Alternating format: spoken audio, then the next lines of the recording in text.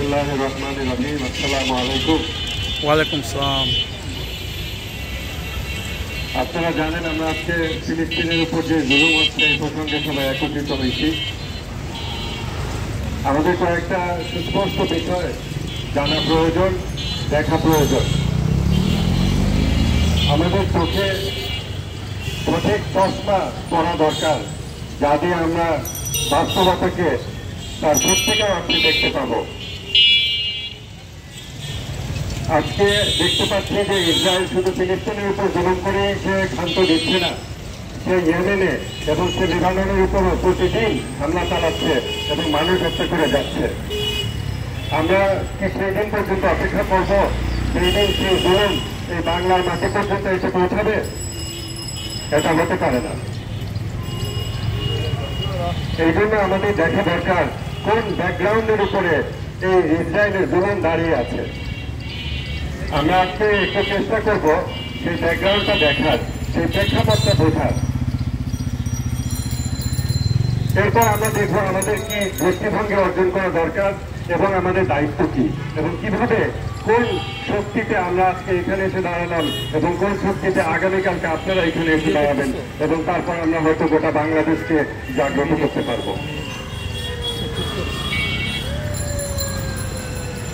আমাদের সামনে মিডিয়া যে নিউজগুলো এনে দেয় আমরা শুধু সেইটুকু দেখতেছি, এর পেছনে ইতিহাসগুলো আমাদের সামনে মিডিয়া এনে দিচ্ছে না, তাই আমরা দেখতেছি না। এইভাবে মিডিয়া নির্ভর আমরা হয়ে থাকতে পারি না। অন্যের এনে দেওয়া তথ্য তার পারপাস কাজ করে। আমাদেরকে নিজেদেরকে তথ্যের স্বাধীনতা অর্জন করতে হবে এবং বাস্তবে নিজেদের জানতে হবে যে ফিলিস্তিনের ইতিহাস কি কারণে এই জুলুম তৈরি হচ্ছে এবং এই জুলুম কিভাবে ভারত পর্যন্ত ইসরায়েল রপ্তানি করেছে, এই জুলুম আমাদের উপরে চলে এসেছে। আমরা যদি ব্যাকগ্রাউন্ডের দিকে তাকাই তাহলে ইসরায়েল আকাশ থেকে পড়ে নাই, এই রাষ্ট্র এমনি এমনি সৃষ্টি হয় নাই।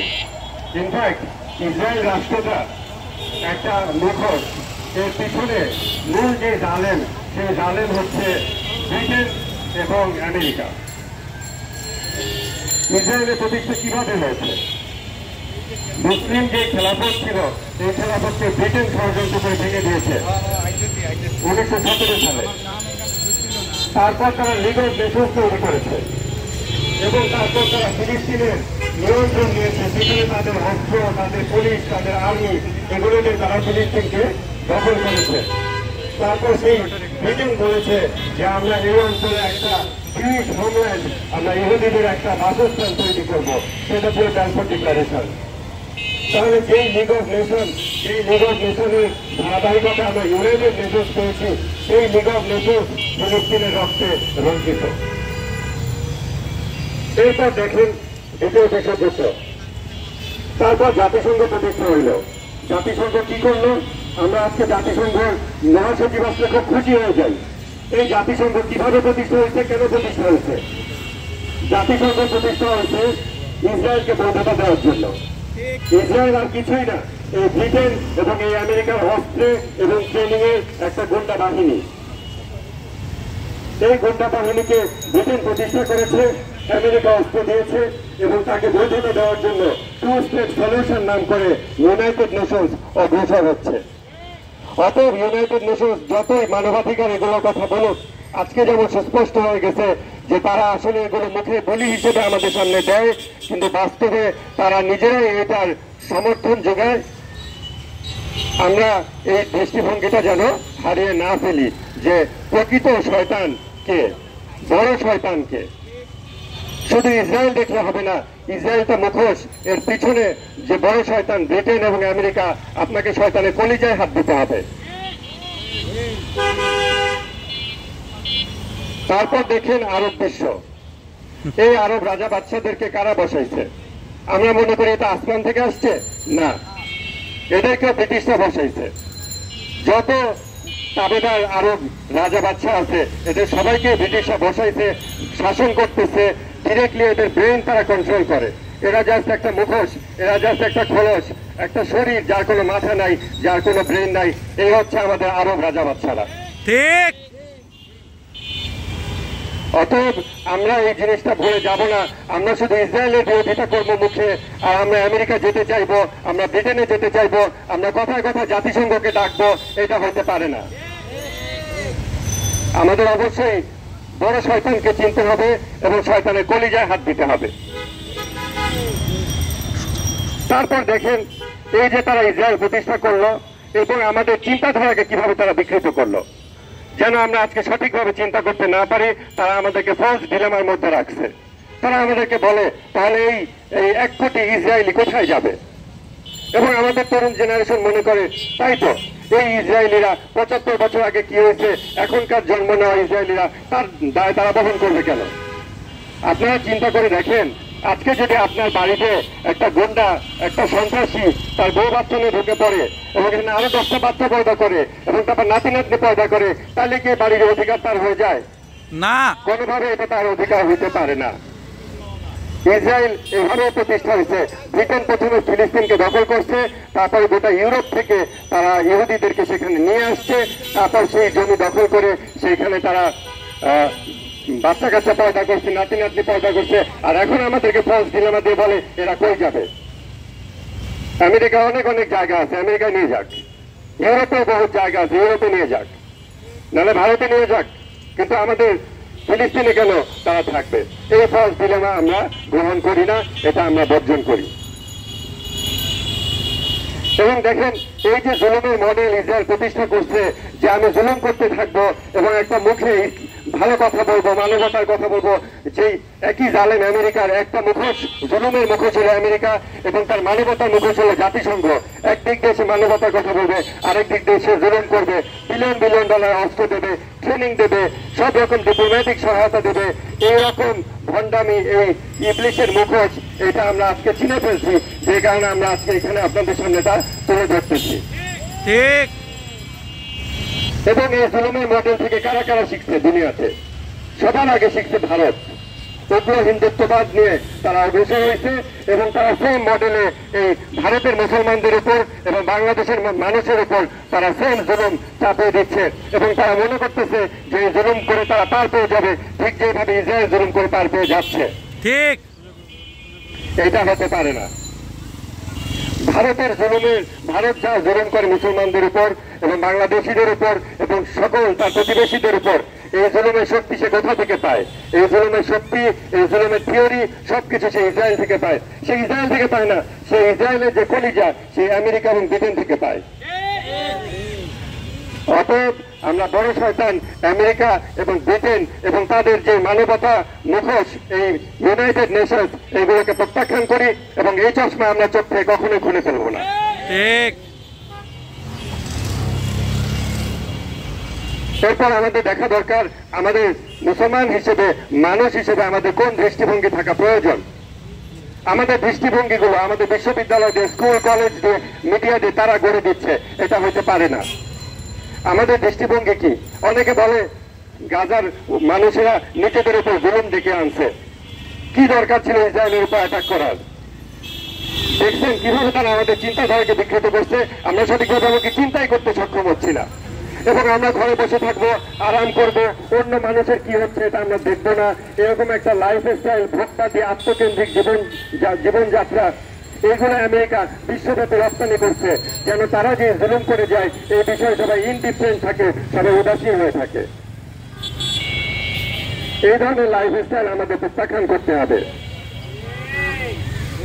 এবং তারপর খেয়াল করেন এই লাইফ স্টাইলের সাথে সাথে তারা আমাদের চিন্তাধারাকে কিভাবে বিকৃত করছে। তারা আমাদের চিন্তার মধ্যে ফলস ডিলেমা ঢুকাই দিছে যে ইসরায়েলিরা কোথায় যাবে। গুন্ডা সন্ত্রাসী আমার জমিতে এসে যদি 10 পুরুষ ধরে এসে বাচ্চা পয়দা করে, এই জমি তার হয়ে যায় না। এটা যে কোনো মানুষের বিবেক খুব সুস্পষ্ট ভাবেই বলবে। এই পশ্চিমা রপ্তানিকৃত যে লাইফ স্টাইল, যা আমরা আজকে দুর্ভাগ্যজনকভাবে গ্রহণ করে ফেলেছি, এই লাইফ স্টাইল প্রত্যাখ্যানের মাধ্যমে আমাদের ফিলিস্তিনি ভাইদের পাশে দাঁড়ানো প্রথম পদক্ষেপ শুরু হবে। এটা শেষ না, এটা কেবল শুরু।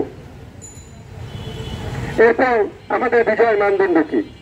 আল্লাহ তাআলা কোরআনে বলতেছেন, যদি তোমাদের মধ্যে ধৈর্যশীল 20 জন মুমিন থাকে, তারা বিজয়ী হবে 200 কাফেরের উপর। যদি তোমাদের মধ্যে 100 জন ধৈর্যশীল মুমিন থাকে, তারা বিজয়ী হবে 1000 কাফেরের উপর। কিভাবে হবে? সাথে সাথে আল্লাহ তাআলা বলে দিচ্ছেন এটা এই কারণে যে তারা এমন জাতি যারা জানে না। আপনারা ভাবতে পারেন তারা কি জানে না? তারা ইসলাম জানে না, তারা ঈমান জানে না, তারা সত্যিকারের বাস্তবতা জানে না, যেটা আমরা জানি, মুসলমান জানে।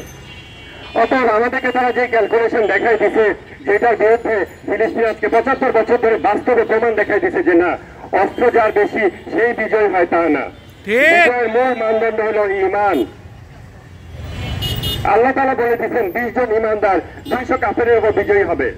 আমরা সেটা দেখতে পাচ্ছি, কয়েক লক্ষ গাজাবাসী গোটা পশ্চিমা বিশ্বের বিরুদ্ধে দাঁড়িয়ে আছে।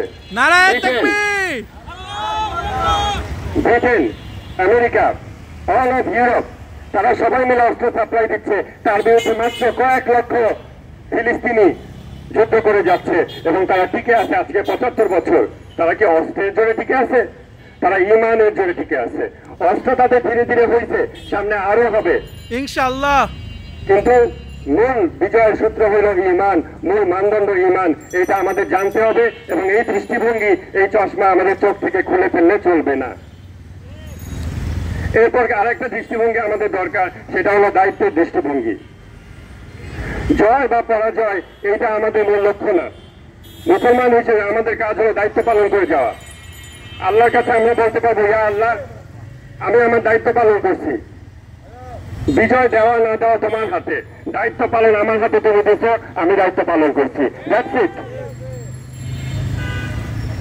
এই হলো দায়িত্বের দৃষ্টিভঙ্গি এবং এই হলো বিজয়ের মানদণ্ড, যে আমাদের বিজয়ের মানদণ্ড হলো ঈমান। আপনারা দেখেন আজকে মজলুম ইয়েমেনিরা কিভাবে ফিলিস্তিনিদের পাশে দাঁড়াইছে, কিভাবে তারা দাঁড়াইছে।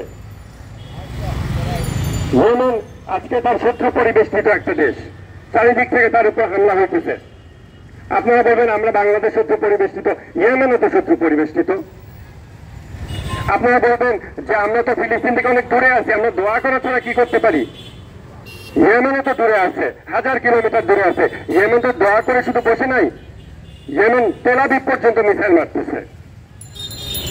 তাহলে এই সমস্ত অপযুক্তি, এই সমস্ত আত্মপ্রতারণামূলক কথা যে আমরা নিজেদেরকে বলি, এগুলো সত্য না। এবং এই রমজান মাসে সেই চশমা আমরা, খারাপ ভুল চশমা আমরা চোখ থেকে খুলে ফেলবো এবং প্রকৃত বাস্তবতা আমরা দেখার চেষ্টা করব। তারপর দেখেন আমাদের গায়ে জামা আছে, পায়ে জুতা আছে, ইয়েমেনে যত সেইটাও নাই। আপনারা কি ভিডিওগুলো ফেসবুকে, ইউটিউবে দেখেন ইয়েমেনিরা কিভাবে খালি পায়ে ট্রেনিং নিচ্ছে, খালি পায়ে যুদ্ধ করতেছে, খালি পায়ে হেঁটে যাচ্ছে। তাদের গায়ে ইভেন মিলিটারি ইউনিফর্ম পর্যন্ত নাই। They can't even afford to purchase that, still তারা ওটা করতেছে। কিভাবে? ঈমান। দুনিয়ার বুকে আমরা কোরআনের আয়াতে বাস্তবায়ন দেখতে পাচ্ছি যে ঈমান দ্বারা মানুষ বিজয়ী হয়, অস্ত্রের হিসাবে না। যেমন আল্লাহ তাআলা কোরআনে বলতেছেন, তোমরা তাদেরকে দেখে ঐক্যবদ্ধ মনে করো, কিন্তু তাদের হৃদয় সমূহ ঐক্যবদ্ধ নয়। অর্থাৎ প্রকৃত ঐক্য হলো হৃদয়ের ঐক্য। আপনারা ভেবেন না যে আমরা ভৌগোলিকভাবে ফিলিস্তিন থেকে দূরে আছি বলে আমরা তাদেরকে সাপোর্ট করতে পারতেছি না, অ্যাকচুয়াল হেল্প করতে পারতেছি না। না, কেননা ইসলামের দৃষ্টিভঙ্গি এই রাষ্ট্রীয় সীমারেখায় সীমাবদ্ধ নয়। আমাদের প্রকৃত ঐক্য, হৃদয় সমূহের ঐক্য, আমরা এই ঐক্য তখনই অর্জন করতে পারবো যখন আমরা ইয়েমেনিদের মতো ঈমান অর্জন করতে পারবো, যে ইয়েমেনিদের ঈমানের কথা এমনকি হাদিসেও আছে। অতএব মুসলমান হলো সীমানাবিহীন যোদ্ধা, তাকে সীমানার ঊর্ধ্বে উঠতে হবে এবং দুনিয়ার যেখানে জুলুম তার বিরুদ্ধে তাকে দাঁড়াইতে হবে এবং প্রতিবাদ করতে হবে এবং হাত দিয়ে সেটাকে প্রতিহত করতে হবে। আমরা এখানে আজকে কেন এসে দাঁড়ালাম? আমরা তো ভাই গতকালকে এখানে এসে দাঁড়াইনি, তার আগের দিন দাঁড়াইনি। আজকে কেন দাঁড়াইছি? কারণ আমরা ঘুমাইছিলাম। আমরা কি নিজেদের দোষ স্বীকার করবো না? অবশ্যই আমরা নিজেদের দোষ স্বীকার করবো। আমরা ঘুমাইছিলাম, আমরা ফেসবুক চালাচ্ছিলাম এবং আমরা মজার মজার ইফতার খাচ্ছিলাম এবং ইফতার বানাইতেছিলাম। এমন সময় যখন আমাদের ভাইয়েরা, মানুষ, আল্লাহর বান্দা মজলুম হইতেছে এবং ধ্বংসস্তূপের নিচে পড়ে মারা যাচ্ছে এবং তাদের রক্ত, তাদের লাশ টুকরা টুকরা মানুষ খুঁজে নিয়ে, ভাই ভাই বোনের লাশের টুকরা খুঁজে খুঁজে বেড়াচ্ছে এবং তারপর লাশের টুকরাগুলো নিয়ে কবর দিচ্ছে। আর আমরা ইফতার করতেছিলাম, আমরা আনন্দ ছিলাম, আমরা ঘুমাইছিলাম। আমাদের সেই আত্মসমালোচনা করতেই হবে।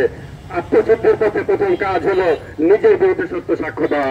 আজকে আমরা এখানে দাঁড়াই নিজেদের বিরুদ্ধে সত্য সাক্ষ্য দিচ্ছি যে আমরা এতদিন ঘুমাইছিলাম, তবে আমরা আজকে সে ঘুম ভেঙে উঠে দাঁড়াইছি। হতে পারে আমরা অল্প কিছু মানুষ, হতে পারে কালকে আপনার ঘুম ভাঙবে। আজকে আমাদের ঘুম ভাঙবে বলে 75 বছর ধরে ফিলিস্তিনিরা সংগ্রাম করে গেছে। আমরা সেটার জবাবে আজকে উঠে দাঁড়াইছি। আমরা দাঁড়াই থাকবো যতদিন আপনারা বাকিরা ঘুম ভেঙে উঠে দাঁড়াবেন ইনশাআল্লাহ। আমরা আরেকটা কেন দাঁড়াইছি? আমরা এই জন্য দাঁড়াইছি যে আমরা যেন সরকারকে প্রেশারাইজ করতে পারি, দেখাইতে পারি যে না, হাসিনার মতো না যে 15 বছর আমরা চুপ করে থাকবো এবং ধীরে ধীরে তুমি ইসরায়েলের সাথে সম্পর্ক নর্মালাইজ করবে, এটা হতে পারে না। যেভাবে সে পাসপোর্ট থেকে ইসরায়েলের শব্দটা উঠাই দিছে, এরকম যেন সে করতে না পারে, কোন সরকার যেন করার সাহস পর্যন্ত না করে, তাদের মনে সেই ভয় ধরিয়ে দেওয়ার জন্য আমাদেরকে দাঁড়াইতে হবে, আপনাদের সবাইকে দাঁড়াতে হবে, এবং একদিন দুদিন না, প্রতিদিন। আমি আর একটা দুটা কথা বলবো যে কেন আমাদের আজকে এইখানে এসে দাঁড়াইতে হচ্ছে। মুসলমানকে আল্লাহ তাআলা সুযোগ দিচ্ছেন বছরে 52টা খুতবা শোনার 52 সপ্তাহে। আমাদের মসজিদগুলোকে আবাদ করা হয় নাই, মসজিদগুলো জালেমের অনুগত হুজুরকে আবাদ করা হয়েছিল। আজকে আমরা বাংলাদেশে দ্বিতীয় স্বাধীনতা অর্জন করছি, আমাদের মসজিদগুলোকে আবাদ করতে হবে। মসজিদগুলো থেকে আপনাদের ফিলিস্তিনের কথা বলতে হবে, মানুষের কথা বলতে হবে, ইয়েমেনের কথা বলতে হবে, সিরিয়ার কথা বলতে হবে, লেবাননের কথা বলতে হবে, যত জায়গায় জুলুম হচ্ছে, ভারতে জুলুম হচ্ছে তার কথা বলতে হবে, বাংলাদেশের জুলুমের কথা বলতে হবে, সব জায়গায় জুলুমের কথা বলতে হবে।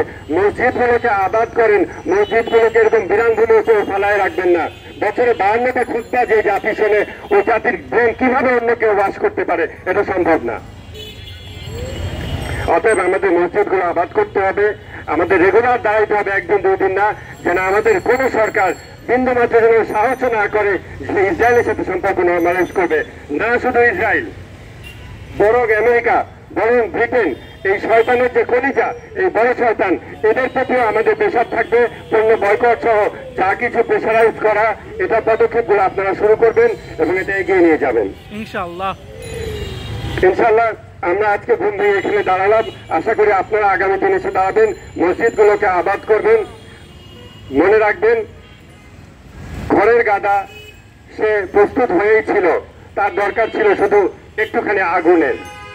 আসসালামু আলাইকুম ওয়া আলা ইবাদিল্লাহিস সালিহিন।